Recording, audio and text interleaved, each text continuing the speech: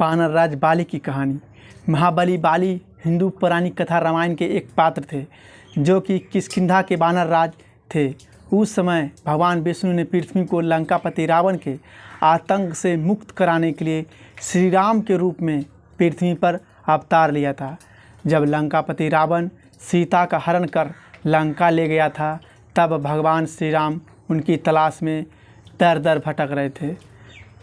तभी उनकी मुलाकात पवन पुत्र हनुमान जी से हुई। हनुमान जी ने भगवान श्री राम की सुग्री से मित्रता कराई, जो कि महाबली बाली के छोटे भाई थे। ये दोनों एक जैसे ही दिखते थे। महाबली बाली ने सुग्री के राज और उनकी पत्नी को छीन लिया था, जिस वजह से भगवान श्री राम ने महाबली बाली का वध किया। वानरराज बाली का जन्म किष्किंधा के राजा और वानर श्रेष्ठ महाराज ऋक्ष के पुत्र थे, किंतु ऐसा कहा जाता है कि महाबली बाली देवता के राजा इंद्र के पुत्र थे। बाली और सुग्रीव जन्म की बहुत ही दिलचस्प कहानी है। एक सुमेरी नाम का पर्वत था जो कि ब्रह्मा जी का कोर्ट था और यह 100 योजन तक के विस्तृत एरिया में फैला हुआ था। एक बार ब्रह्मा जी वहाँ तपस्या कर रहे थे और उनकी आँखें से 2 बूंद आंसू गिर रही थी। ब्रह्मा जी अपनी तपस्या में लीन थे। ब्रह्मा जी ने उसे अपने हाथ में लिया और पोंछ लिया। उसी समय एक बूंद धरती पर गिरी, जिससे एक वानर का जन्म हुआ। तब उन्होंने वानर से कहा, तुम इस पहाड़ की चोटी पर रहोगे, कुछ समय बाद यह तुम्हारे लिए अच्छा होगा। वह वहाँ रहने लगा और रोज़ ब्रह्मा जी को पुष्प अर्पित करता रहा। बहुत दिन बीत गए। फिर एक दिन ऋक्षराज वहाँ से गुजरे। उन्हें बहुत तेज़ प्यास लगी थी। ये तालाब में झुककर पानी पीने लगे। तभी उन्हें वहाँ एक परछाई दिखाई दी। उन्हें लगा उनका कोई दुश्मन है जो उन्हें मारने वाला है। वे तालाब में कूद गए, लेकिन जब वे बाहर निकले तब वे एक खूबसूरत युवती के रूप में बदल गए। उसी वक्त इंद्र और सूर्यदेव वहाँ से गुजर रहे थे। तब उसकी नज़र उस सुंदर युवती पर पड़ी। दोनों उस पर मोहित हो गए। उस समय इंद्र की मणि उस युवती के सिर पर जा गिरी, जिससे एक वानर का जन्म हुआ। क्योंकि उस वानर का जन्म उस युवती के बालों से हुआ था, इसलिए उसका नाम बाली था। जबकि सूर्य की मणि उस युवती के गले पर जा गिरी, जिस कारण एक और वानर का जन्म हुआ जो कि सुग्रीव था। इसलिए वे दोनों एक जैसे दिखते थे। इंद्रा ने बाली को एक सोने का हार दिया, जबकि सूर्य ने सुग्रीव को हनुमान के रूप में एक सच्चा मित्र और रक्षक दिया। इसके बाद वह युवती फिर से ऋक्षराज में बदल गई। इसलिए वे बाली और सुग्रीव दोनों की माँ और पिता दोनों हैं। ऋक्षराज ब्रह्मा जी के पास गए और उन्होंने उन्हें किष्किंधा जाने को कहा। वहाँ जाकर ऋक्षराज ने अपने बड़े बेटे बाली को वहाँ का राजा बना दिया। कुछ समय बाद उनकी मृत्यु हो गई। बाली का विवाह वानर वेदराज की पुत्री तारा के साथ हुआ। एक कथा में ऐसा कहा गया है कि जब समुद्र मंथन हुआ था, तब उसमें 14 मणियों में से कुछ अप्सरा भी थी। उन्हीं अप्सराओं में से एक थी तारा, जिस पर बाली और सुसेन दोनों मोहित हुए। वे दोनों समुद्र मंथन में से देवताओं का साथ दे रहे थे। बाली तारा के दाएं ओर तथा सुसेन तारा के बाएं ओर थे। तब भगवान विष्णु ने कहा कि विवाह के समय कन्या के दाएं ओर पति और बाएं ओर कन्यादान करने वाला पिता होता है, जिस वजह से बाली तारा के पति और सुसैन तारा के पिता बन गए। बाली का बल, महाबली बाली के पास 100 हाथियों के बराबर बल था। वह बहुत ही शक्तिशाली था। ऐसा कोई भी योद्धा नहीं था जिसको उसने युद्ध में परास्त नहीं किया हो। ऐसा कहा गया है कि देवराज इंद्र ने बाली को एक हार दिया था, जिसे ब्रह्मा जी ने मंत्र युक्त कर उसे वरदान दिया था कि जब भी वह इसे पहनकर युद्ध में जाएगा तो उसके शत्रु की आधी शक्ति उससे छीनकर बाली को प्राप्त हो जाएगी, जिसके कारण वह और अधिक बलशाली हो गया। उसके पास इतना बल था कि एक बार बाली ने लंकापति रावण को भी अपने काख में दबाकर पूरी पृथ्वी पर घुमाया था।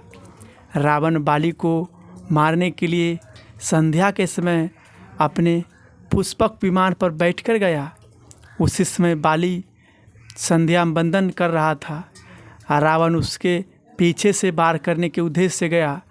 तभी बाली ने रावण को अपनी ओर आते देख उसे अपनी काख में दबा लिया और सारी पृथ्वी में उसे घुमाया।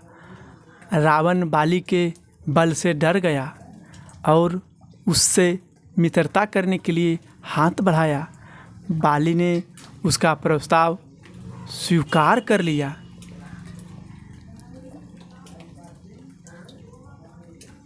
एक असुर स्त्री माया के 2 पुत्र मायावी और दुदुभि थे। एक बार दुदुभि ने बाली को युद्ध के लिए ललकारा। बाली किसी भी युद्ध को ललकार सुनकर युद्ध करने चल पड़ता था। उसने तब भी यही किया। बाली ने दुदुभि को बड़ी ही सरलता से मार दिया और उसे घुमाकर हवा में उछाल दिया, जिससे उसके रक्त की कुछ बूंदें शर्यमुख पर्वत पर विराजमान ऋषि मतंग के आश्रम पर गिरी, जिसके कारण ऋषि मतंग ने बाली को श्राप दिया कि जब वह इस पर्वत पर या इस पर्वत के दायरे पर भी प्रवेश करेगा तब उसकी मृत्यु हो जाएगी। बाली बड़ी बड़ी पहाड़ियों को ऐसे उछालता था मानो ये गेंद हो। इस तरह महाबली बाली के बल की चर्चाएं आज भी प्रसिद्ध है। महाबली बाली की सुग्री से लड़ाई। देर रात को एक बार दुदुभि के भाई मायावी ने अपने भाई की मौत का बदला लेने के लिए उसको युद्ध के लिए ललकारा। बाली ने उसे बहुत समझाया कि वापस लौट जाओ, लेकिन वह नहीं माना। तब बाली और सुग्रीव दोनों उससे युद्ध के लिए चल पड़े। मायावी भी उनको आता देख जंगल की ओर भागा। भागते भागते वह एक गुफा में जाकर छिप गया। उसके पीछे बाली भी गुफा में जाने लगा। उसने सुग्रीव को गुफा के बाहर इंतज़ार करने को कहा और वह गुफा के अंदर चला गया। सुग्रीव बहुत देर तक बाली का इंतज़ार करता रहा। फिर कुछ समय बाद गुफा के अंदर से एक आवाज़ आई। फिर गुफा के अंदर से खून की धारा बहती हुई दिखी। तब सुग्रीव को लगा कि मायावी ने बाली का वध कर दिया। उसने सोचा कि वह किसी और को नुकसान ना पहुंचाए, तो सुग्रीव ने एक बड़े से पत्थर से गुफा का द्वार बंद कर दिया और वह किष्किंधा लौट गया। बाली की मृत्यु की खबर सुनकर सभी दुखी हुई।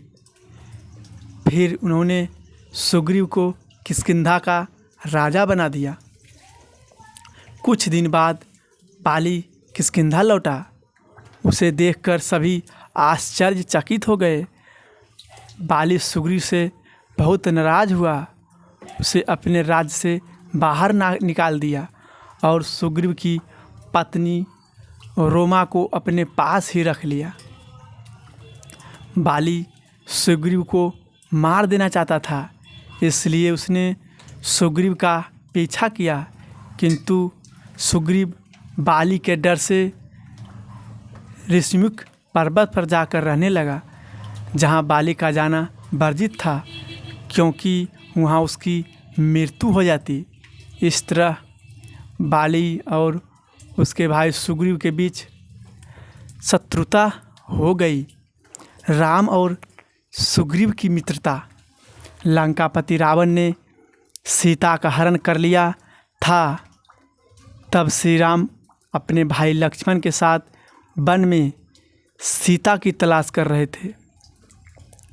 तब उनकी मुलाकात पवन पुत्र हनुमान जी से हुई। हनुमान जी श्री राम के बहुत बड़े भक्त थे। वे श्री राम को सुग्रीव के पास ले गए और उनसे मित्रता कराई। तब सुग्रीव ने अपने भाई बाली द्वारा किए गए अन्याय अत्याचार के बारे में श्री राम को बताया। श्री राम उनकी बात सुनकर बाली का वध करने के लिए तैयार हो गए, किंतु सुग्रीव को उन पर संदेह था कि वे बाली को मार नहीं पाएंगे। तब सुग्रीव ने श्री राम को बाली के बल के बारे में बताया।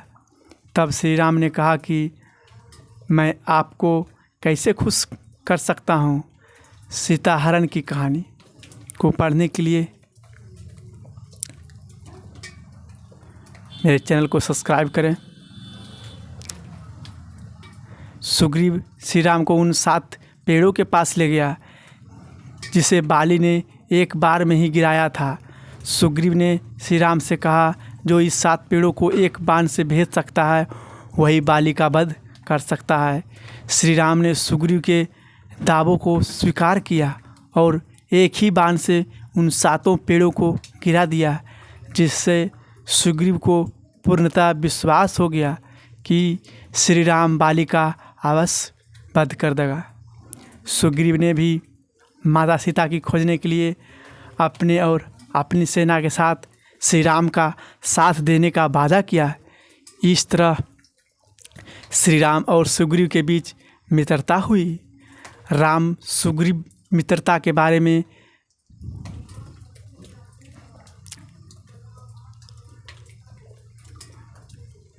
बाली का वध। श्री राम ने सुग्रीव को बाली से युद्ध करने के लिए चुनौती देने के लिए कहा। सुग्रीव किष्किंधा जाकर बाली को युद्ध के लिए ललकारा। बाली उसकी ललकार सुनकर उससे युद्ध करने जाता है। तब सुग्रीव वन की ओर भाग जाता है और श्री राम अपने भाई लक्ष्मण और हनुमान के साथ छिपकर बाली को मारने की योजना बनाते हैं, किंतु बाली और सुग्रीव के एक जैसे दिखने के कारण श्री राम बाली को पहचान नहीं पाते और बाण नहीं चलाते हैं, जिससे युद्ध में सुग्रीव को काफ़ी चोट लगती है और वह किसी तरह बाली से बचकर भाग जाता है। फिर सुग्रीव श्री राम को कहता है कि आपने ऐसा क्यों किया, बाली को मारा क्यों नहीं। तब श्री राम कहने लगे, आप दोनों भाई एक जैसे दिखते हैं, मैं युद्ध में बाली को पहचान नहीं सका, इस कारण उस पर बाण नहीं चलाया। फिर श्री राम ने सुग्रीव को एक फूलों की माला पहनाई और उन्हें फिर से बाली को युद्ध के लिए ललकारने को कहा। सुग्रीव फिर से बाली को युद्ध के लिए ललकारने लगा। तब बाली ने कहा, तुम कायर हो, आज तो मैं तुम्हारा वध करके ही रहूँगा। ऐसा कहकर दोनों के बीच युद्ध शुरू हो जाता है। श्री राम भी अब बाली को अच्छी तरह पहचान सकते थे। तब उन्होंने छिपकर बाली के ऊपर बाण चला दिया, जिससे वह धरती पर गिर गया और वे सभी उसे देखने चल दिए। बाली के वध के बाद संवाद। बाली के ऊपर बाण चलाने के बाद श्री राम उससे मिलने पहुँचे। बाली ने सुग्रीव से कहा कि किसने मुझ पर छिपकर वार किया है। तब श्री राम ने बताया कि उन्होंने उस पर वार किया है। बाली ने श्री राम से पूछा कि आपने ऐसा क्यों किया? क्या छिपकर वार करना धर्म के खिलाफ नहीं? तब श्री राम ने कहा, तुम्हारा छोटा भाई सुग्रीव तुम्हारे पुत्र के समान है, जिसके साथ तुमने दुर्व्यवहार किया और अपने भाई की पत्नी पर भी अधिकार कर लिया। तुमने अपने भाई सुग्रीव के ऊपर बहुत से अन्याय किए। यह सब धर्म के खिलाफ है। श्री राम के कथन सुनकर बाली को अपने किए पर बहुत पछतावा हुआ और उन्होंने उनसे माफ़ी मांगी। श्री राम ने बाली को वचन दिया कि द्वापर युग में मैं जब वे कृष्ण के रूप में अवतार लेंगे तब वह जारा के रूप में उसकी मृत्यु का कारण बनेगा। उसी समय उसका पुत्र अंगद वहाँ आया और बाली ने उससे अपने चाचा के साथ रहने की और उसकी सेवा करने को कहा। ऐसा कहकर बाली की मृत्यु हो गई। इसके बाद श्री राम ने सुग्रीव को किष्किंधा का राजा बना दिया। सुग्रीव ने अपनी पत्नी रोमा को वापस पा लिया। बाली के पुत्र अंगद को किष्किंधा का युवराज घोषित कर दिया गया। सुग्रीव और उसकी सेना ने श्री राम की पत्नी सीता को खोजने के लिए उनका साथ दिया। वे सभी उनकी खोज के लिए लंका की ओर चल पड़े। इस तरह श्री राम द्वारा बाली का वध हुआ। सब्सक्राइब करें, लाइक करें।